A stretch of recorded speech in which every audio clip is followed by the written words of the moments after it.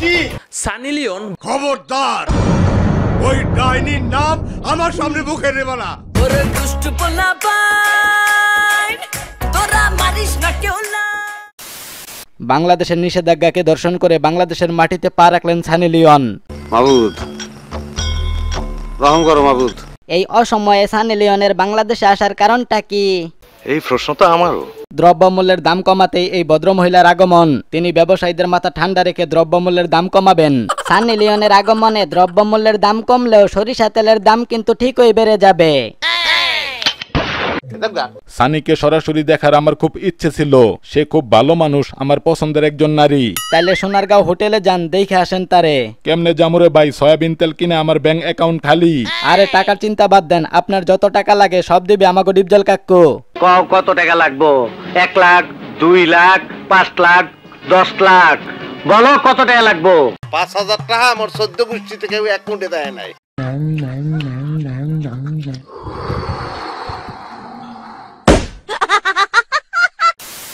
গতকাল তথ্যমন্ত্রী বলছিল সানি লিওনের ভিসা বাতিল করা হয়েছে, তাহলে সে বাংলাদেশে আসলো কিভাবে? আমিও তো এই কথাই কইতেছি। সানি লিওন বাংলাদেশে ঢুকে পড়ছে কারণ তার পোশাক পরা ছিল, তাই গোয়েন্দারা চিনতে পারে নাই। সানি লিওনের বাংলাদেশে আসার আসল কারণটা হইল তার ছোট বোন পরিমণির সাথে মত বিনিময় করা। সেই জন্যই তো কইতাছি আমাদের আর চিন্তা নাই। সানি আর পরি আসো, তাদেরকে নিয়ে সোনার বাংলা গড়ি। অবশ্যই। আপনারা যে যাই বলেন না কেন, সানি লিওন যে এতটা মূর্খ সেটা আমার আগে জানা ছিল না। কেন, সে আবার কি করলো? সে তো বাংলাদেশ বানানটাই পারে না। এইটা নিয়ে তোমরা ওকে আর বেশি কিছু বলো না। ওকে ওকে ওকে। আমি জীবনে কারো কাছে কোনো রিকোয়েস্ট করি নাই। আজকে সানি আপার কাছে আমি একটা রিকোয়েস্ট করব, আপনি যাওয়ার আগে হিরো আলমের সাথে একটা ভিডিও বানাইয়া যায়েন। একদম। এনিওয়েজ, সানি লিওনকে বাংলাদেশে আনলেন, এইবার জনিদাকে আনেন, তাহলে বিষয়টা পরিপূর্ণ হবে। চেষ্টা ডায়মন্ডের সস কত চেষ্টা করছি। চেষ্টা করছিলেন মানে তারে কল দিছিলেন নাকি?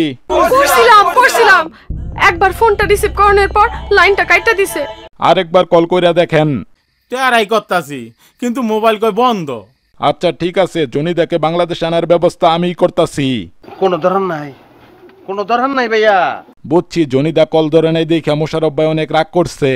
রাগ করারই কথা। আমার স্বপ্ন ছিল সানি লিওনের সাথে একটু অভিনয় করব, কিন্তু আশেপাশের লোকজন বলতাছে আমার নাকি সানি লিওনের চাকর বাকর হওয়ার যোগ্যতাও নাই। আরে চাকর বাকর হবি কেন? পার্টনার হবি, পার্টনার।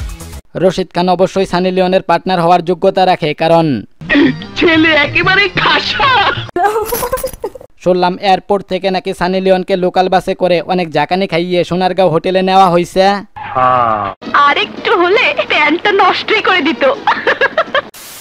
সানি লিওন আর পরিমণির নিউজ মানে সাংবাদিকদের জন্য ঈদের দিন। হ্যাঁ ভাই, সাংবাদিকরা এমন ভাবে নিউজ করতেছে দেখে মনে হয় সানি লিওনের হিসু করা থেকে শুরু করে টয়লেট করা পর্যন্ত সব সময় সাংবাদিকরা তার পিছনে লেগেই আছে। সানি লিওন পরিমণি এরা হচ্ছে লোকাল বাসের মতো, সিট বুকিং থাকা সত্ত্বেও বলবে সিট খালি আছে। ভাই ওদের কোনো দোষ নাই, ওরা পেটের দায়ে এইসব করে। পেটের দায় মানুষ রিক্সা চালায়, কুলিগিরি করে। পেটের দায় মানুষ এই জঘন্য কাজ করে না। নিঃসন্দেহে তুই ঠিক কথা বলেছিস। তো যাই হোক, সবশেষে একটা কথাই বলবো, সানি লিওনকে যারা আমন্ত্রণ করছে তাদের পরিবার থেকে যেন একটা করে সানি লিওন বের হয়। তো যাই হোক, আজকের মতো এই পর্যন্তই। খুব শীঘ্রই দেখা হবে নতুন কোনো ভিডিওতে। সেই পর্যন্ত সবাই ভালো থাকবেন, সুস্থ থাকবেন। আলবিদা।